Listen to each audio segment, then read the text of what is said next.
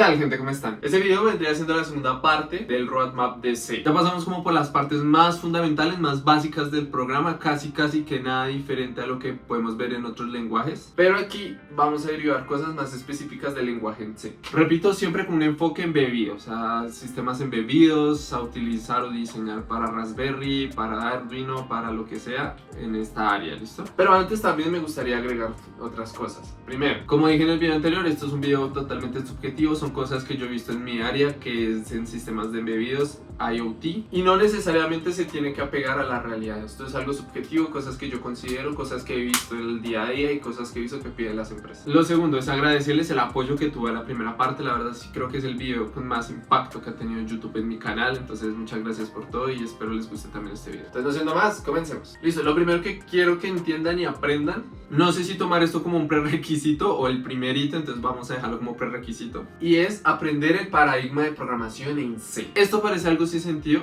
pero yo les había comentado que el paradigma como tal de programación o el enfoque es modular y por funciones. Y esto pues tiene un choque con el resto de lenguajes, ya que si seguramente vienes de otro lenguaje como Java, Python, JavaScript o cualquier lenguaje moderno actual, tú programarás posiblemente orientado a objetos. Y ese es el primer choque, porque la gente no entiende por qué no existe la programación orientada a objetos en C de forma nativa, porque yo sé que sí existen formas de simularlo, pero pues nativamente no existe la manera de crear programación orientada a objetos en este lenguaje. Y eso parece idiota, pero la verdad choca mucho con la gente. Creo que las personas que yo he conocido que intentan meterse a este lenguaje viniendo de otros, lo dejan porque no entienden cómo carajos programamos sin programación orientada a objetos. O sea, no se entiende cómo las funciones. Y la verdad los entiendo, porque yo empecé el caso contrario. Yo empecé de C a otros lenguajes. Eso quiere decir que yo empecé solo full funciones, nada más, y tuve que entender programación orientada a objetos, y yo también tuve ese mismo choque. Cómo la gente programa con esto es muy ambiguo, esto no tiene sentido, pero la verdad es cuestión de que ya estás acostumbrado, tú ya tienes una base, posiblemente si vienes de otro lenguaje, y decirte que cambies todo eso al paradigma que te pide C, siempre hay un choque inicial. Entonces aquí la verdad no hay nada que aprender, es primeramente entiende que se tiene que hacer así, compréndelo, ya acéptalo y párchate, o sea, ya sigue con el desarrollo. Entre más rápido lo entiendas, más rápido aceptes la realidad, más rápido vas a continuar en este lenguaje y más fácil se te va a hacer entenderlo, amarlo y desarrollar en él, ¿listo? Entonces parece una bobada, repito, pero este es el primer paso con el que yo he visto que la gran mayoría de la gente no avanza. Entonces por eso lo dejo como primerito. Aprende y entiende que no existe programación orientada a objetos. Listo, ahora sí considero como el primerito es aprender a entender los sistemas numéricos. Primeramente entenderás, o si ya tienes alguna idea, que los sistemas numéricos no son algo de C, realmente son algo netamente matemático, ¿listo? Que básicamente es representar números en un sistema de numeración específico. Nosotros por ende 1, 2, 3, 4, 5, 6, 7, 8, 9, 10 usamos el sistema decimal, que es el que conocemos de toda la vida. Pero ya tienes que empezar a pensar como un computador, en el sentido de que ya tienes que empezar a entender cómo funciona el sistema binario, entender que un 10 en representación decimal es un 2, ese tipo de cosas. Ya empiezas a verlo, y más que entenderlo en C es entender esta matemática, ¿listo? De forma básica y sencilla. Entonces, lo primero que yo quiero que entiendas acá es qué es un sistema octal, qué es un sistema hexadecimal, que también lo vemos, qué es un sistema binario, y pues ya entiendes el sistema decimal. Es básicamente entender estos tres hitos, estas tres partes de las representaciones numéricas. Y pues ya después de que lo entiendas, lo caracterices y sepas el sentido de todo, ya puedes pasarlo en C. La verdad en C es muy sencilla la representación, entonces no tiene nada del otro mundo. Creo que la dificultad en este punto es lo que les acabo de decir, entender la parte matemática. Esto parece bobo, dirás que para qué lo usamos, pero la realidad es que ya, como te digo, estás pensando en un lenguaje de bajo nivel. Es muy normal que, por ejemplo, en drivers se te expliquen las cosas o se utilicen ciertas constantes que te la dejan en forma hexadecimal. Es muy normal que recibas bytes de información que tú normalmente procesas o como binario, aunque es muy raro.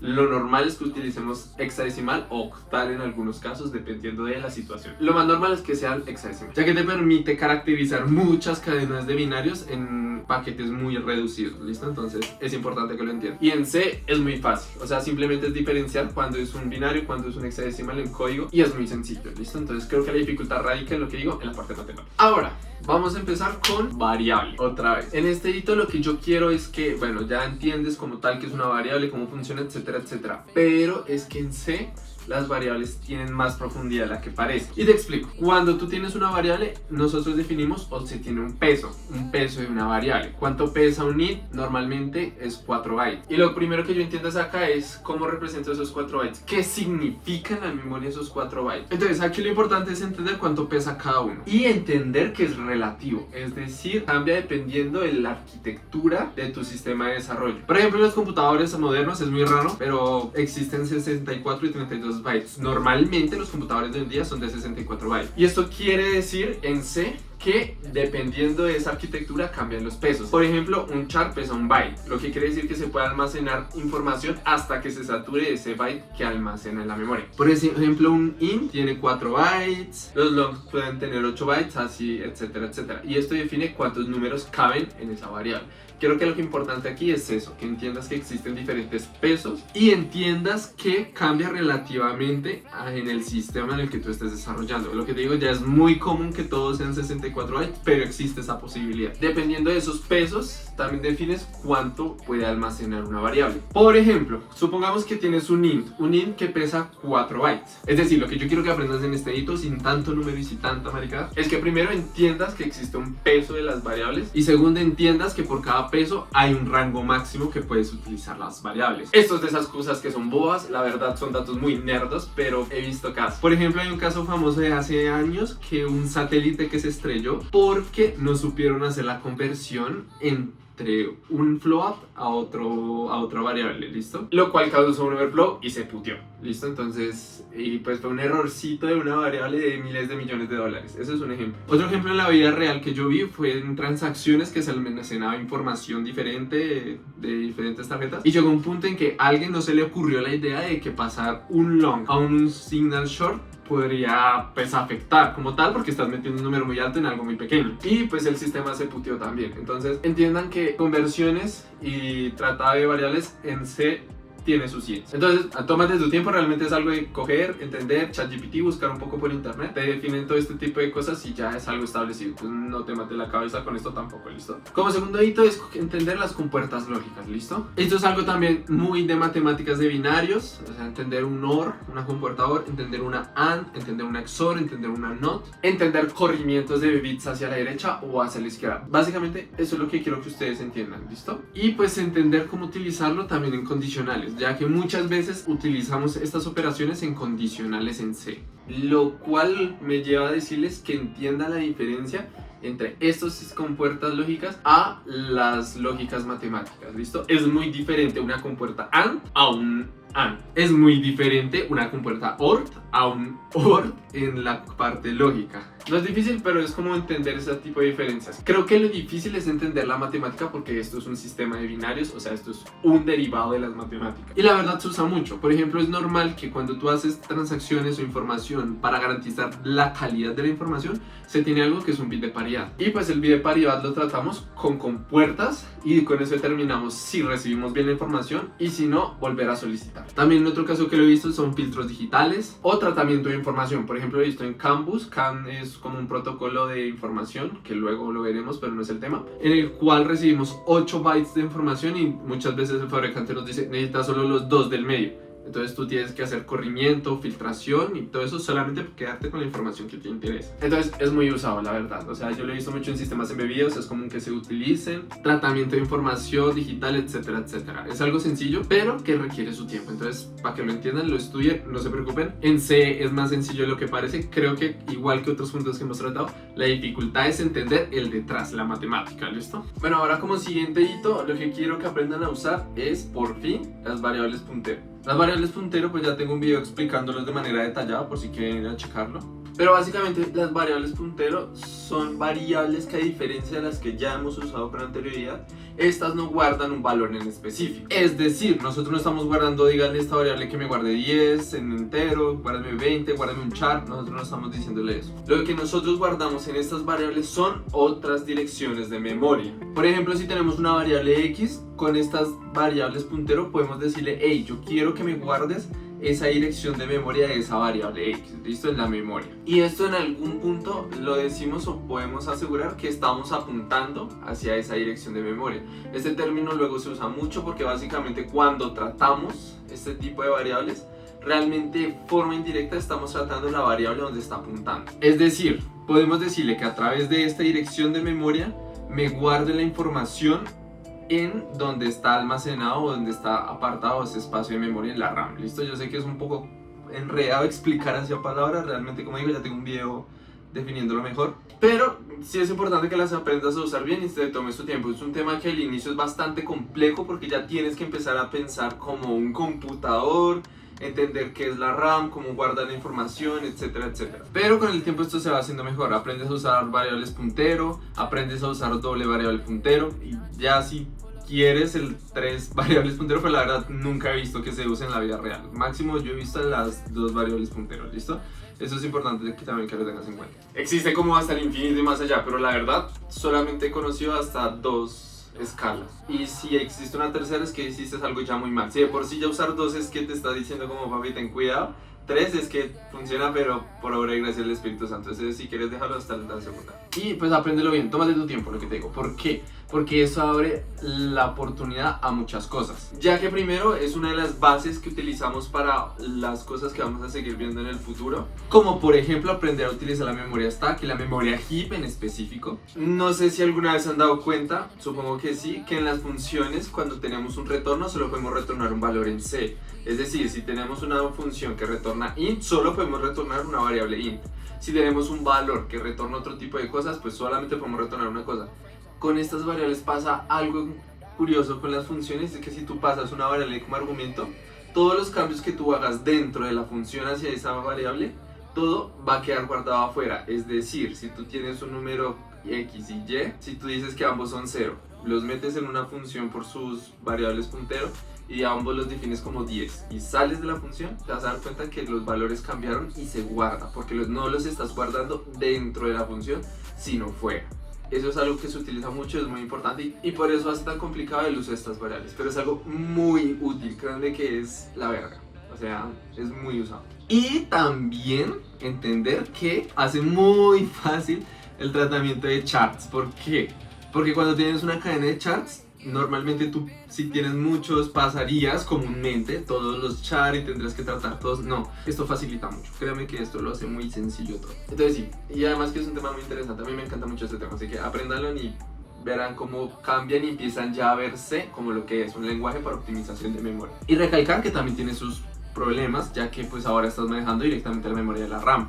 Lo que quiere decir que si la cagas, C no te perdona. O sea, C te dice haz lo que tú quieras, que si se putea, se puteará después y en algún momento alguien resolverá. Entonces tienes que aprender a usarla con sabiduría y entender qué estás haciendo con estas variables. Bueno, otro tema que quiero que entendamos, que va a ser el siguiente ítem, que es la verdad muy utilizado y me encanta mucho, es la estructuración de datos en C. La estructuración de datos no es como de pronto te la estás pensando, que es ese concepto de organización de datos, que utilizar memoria LIFO, FIFO, listas enlazadas, no, nada de esto, ¿listo? Aquí existen formas nativas en C para organizar la información dentro de la memoria.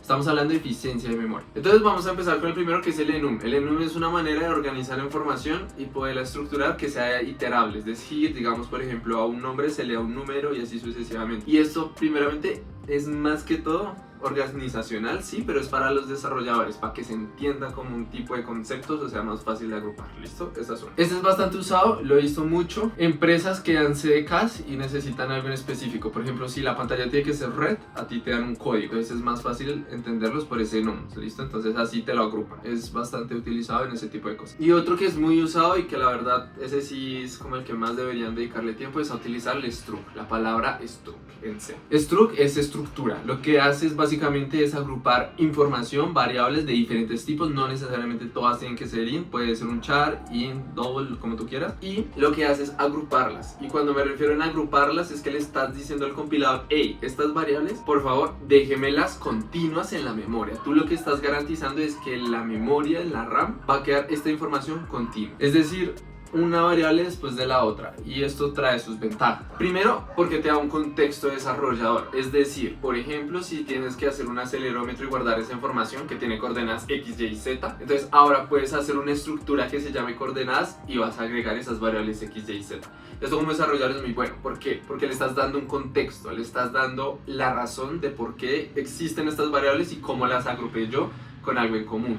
Y esto pues permite un mantenimiento más sencillo, ¿listo? Esta es la primera y A pesar de que no es algo muy técnico, créanme que cuando lo usas se entienden mucho las cosas con diferencia. Lo otro es eficiencia en la memoria. ¿Por qué eficiencia? Porque como ahora las estás colocando de forma continua, para la CPU es más fácil ingresar en esa información. Como siguiente hito, quiero que aprendan ya a usar la memoria stack y la memoria heap.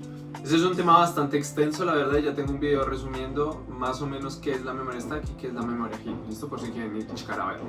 Y en este punto, de algún modo, siempre has estado usando la memoria stack o la memoria temporal, que es donde se guardan las funciones, las variables de las funciones, etcétera, etcétera. Pero pues ya tienes que empezar a entender que existe otro tipo de memoria que es bastante importante. Este tipo de memoria es la memoria heap. ¿Listo? La memoria heap tiene particularidades y uno es que no podemos ingresar directamente a ella, sino lo hacemos por medio de variables puntero. Lo que quiere decir que aquí ya empezamos a ver una utilidad a este tipo de variables. Pero así, para resumir, básicamente la memoria stack es una memoria que se utiliza para la creación de funciones, variables, etcétera, etcétera. Es de organización fácil, es decir, va en recurrente uno sobre la otra y facilita para la CPU pues el tratamiento de estos datos. El problema está en que esta es la memoria temporal, es decir, que apenas se borra una función y borra todas las variables que tiene adentro, se pierde toda esa información. Y la memoria heap es básicamente lo contrario, es una memoria que existe y que básicamente el programador tiene todo el control de dicha memoria. Al contrario que la stack la maneja la CPU toma las decisiones en esa memoria y tú no puedes hacer nada. En la heap esto no pasa, tú decides cuando se guarda una información ahí, tú decides cuándo borrarla.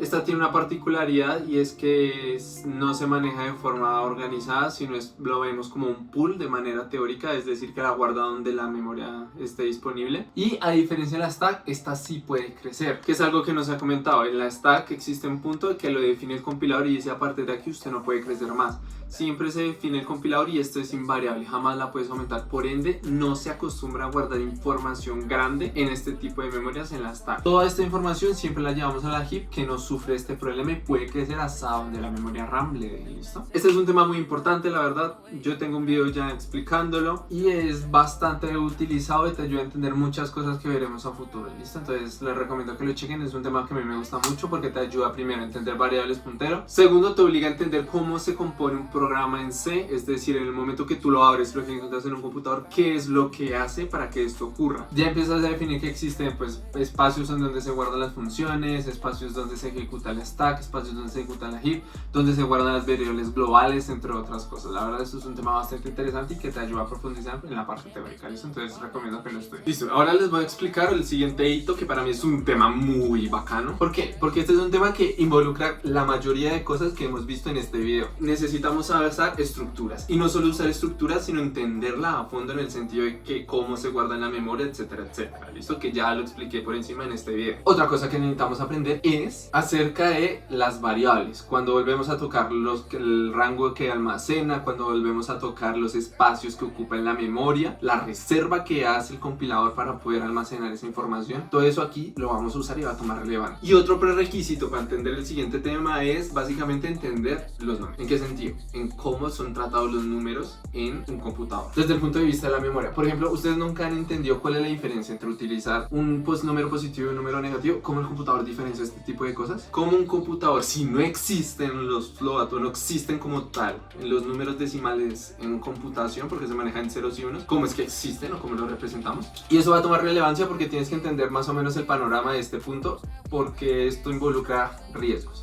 Porque lo que les voy a explicar es un tema bastante interesante, la verdad, pero es un tema que tiene riesgos en la memoria. Y no entender este tipo de cosas, básicamente son los generadores de los errores en la memoria que vas a tener con esto, ¿listo? Pero pues, o sea, la verdad les metí mucho miedo, tampoco es tan heavy, es un tema bastante interesante y pues, o sea, son casos muy puntuales en que se utiliza. Cuando los utilizamos, cuando la memoria es algo indispensable, no tenemos mucho espacio de memoria y toca reciclar de alguna manera. Y esto solamente ocurre en sistemas en videos muy viejos o cosas así, pero pues la verdad a mí me gusta mucho y como tarea didáctica se me hace muy bacano, entonces los voy a explicar. Y es básicamente en inglés los file byte, y es pues la traducción en inglés es bit files, que es algo así como espacios de bits. Listo, no conozco la traducción en español exacta. Y básicamente, ¿qué es? Esto la verdad explicarlo es más complejo de lo que parece, entonces lo voy a explicar a través de un ejemplo. ¿Listo? Supongamos que quieres hacer monitoreo. ¿Listo? ¿Monitoreo en qué? En porcentaje, digamos, de un sensor de altura, digamos el máximo, y se mide en porcentajes de 0 al 100%, un medidor de voltaje de 0 a 12 voltios. Vamos a coger todos estos números enters, no va a existir digamos un 5.5 ni nada de eso, 1, 2, 3, 4, 5 discretizado para facilidad del video. Y un encendido del motor, 1 si está encendido, 0 si está apagado, no más, ¿listo? Supongamos que vamos a guardar esta información en una estructura, ¿listo? ¿Qué es lo que normalmente hacemos? Vamos a definir en este ejemplo que todo van a ser un signal short,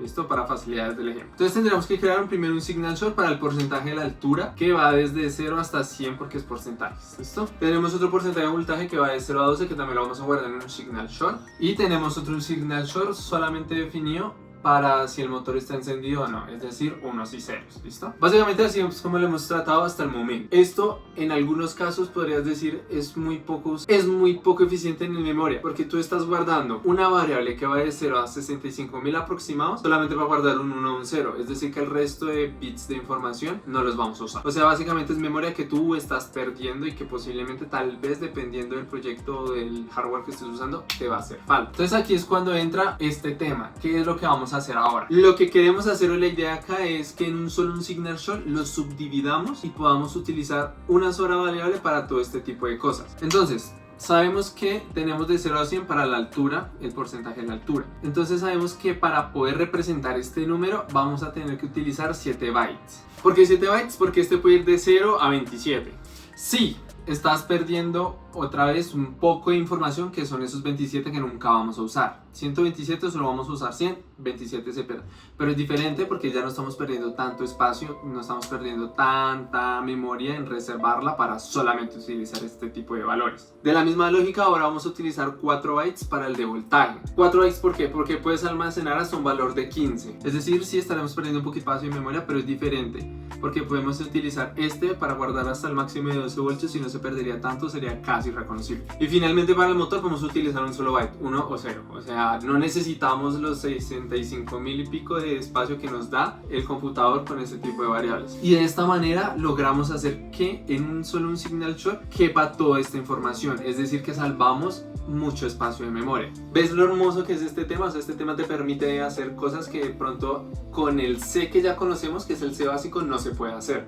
Pero pues lo que le dije, esto tienen que tomarlo con pinzas, ya que pues, o sea, es algo bastante útil, bastante interesante, pero tienes que tener cuidado. Por ejemplo, si se definen números negativos, esta cosa cambia mucho. ¿Por qué? Porque el número negativo, el computador los trata de diferente manera. Y lo mismo pasa si utilizáramos números decimales o flotantes, ya que el computador procesa este tipo de información de diferente forma. Y esto afecta pues al tratamiento de datos, que es este tema, ¿listo? Entonces aprendan a usar bien, ténganle cuidado y siempre la jugar con eso, ¿listo? Listo, ya para estar terminando este tema, el siguiente hito que yo les recomiendo es aprender el proceso de compilación. ¿Y por qué es importante esto? Porque hay cosas como por ejemplo las macro, aquí ya tienes que aprender a usar las macro, las funciones de las macro, etcétera, etcétera, que son cosas que no van como tal en el programa, sino que son más comunicadas a la precompilación, por ejemplo. Entender qué es lo que pasa en el proceso de compilación, etcétera, etcétera. Esto es por lo que te digo. Para las macros y todo ese tipo de cosas es bastante importante. Entonces entender que hay un proceso de precompilación y eso en qué nos afecta y pues el proceso de compilación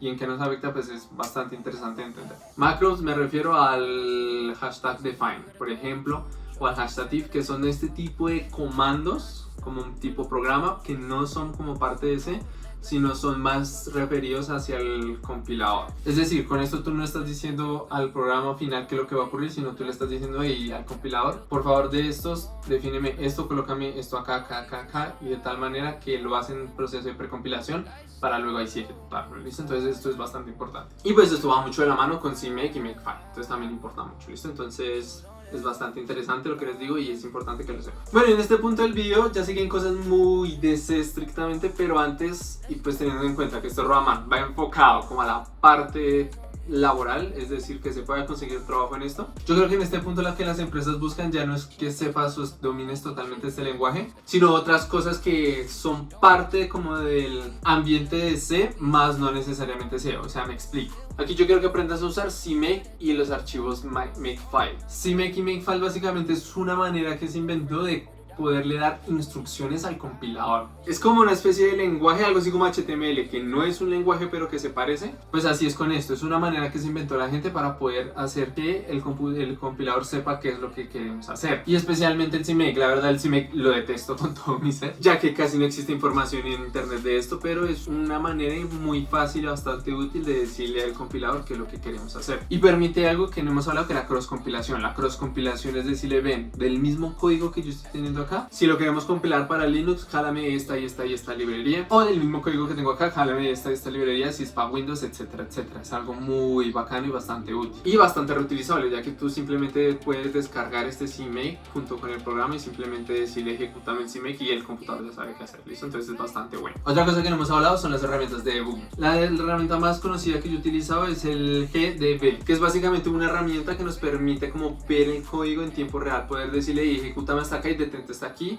ver las variables que se tienen en ese momento, saber sus valores, poder tener totalmente control del código en ejecución, y eso es bastante útil. Entonces créanme que esto les ayuda mucho. Y otra herramienta que utilizamos para el debug es el Valgrind. Valgrind es una herramienta que nos permite analizar la memoria. Yo les había comentado que en HEAP tú tienes todo el control de la memoria, pero eso también tiene sus riesgos, y esta herramienta lo que trata es atajar eso. Y no me voy a cansar de decirles, pero aprendan a utilizar Linux. Linux, ¿por qué? Ya les dije que Linux y se van de la mano, y eso implica que Linux sí se lo vas a ver para todo lado. Normalmente creo que han sido contados los casos en que yo he visto sistemas embebidos en Windows, pero en general pues todo está para Linux, o sea, todos los sistemas embebidos manejan el sistema operativo Linux. Es muy raro lo que le digo que yo vea unos de Windows. Y otra cosa que no hemos hablado es el thread. El thread es una herramienta que se inventó como para simular trabajo en paralelo de un programa. Nosotros pues hasta el momento hemos creado programas que siguen una sola línea de ejecución, pero la realidad es que en la industria normalmente se manejan los threads. Que los threads básicamente es una manera de simulación de paralelos, de que un solo código trabaje tareas en paralelo. Esto es algo bastante complejo, la verdad, hace más complejo el debugging, hace más complejo un programa que no debería ser de pronto tan complejo, pero pues en la industria se utilizaba mucho, porque es normal que un solo embebido haga diferentes tareas y comúnmente o muchas veces esto lo tienen que hacer en paralelo. Entonces, como a modo de ejemplo, necesitas un programa que envíe información, que al mismo tiempo saque información de un sensor, que al mismo tiempo reporte en algún lado, etcétera, etcétera, y todo esto muchas veces lo tienen que hacer en paralelo. Entonces, es la manera que se inventó para poder hacer este tipo de cosas. Espero les haya gustado, les haya servido y nunca paren de coder. Bye bye.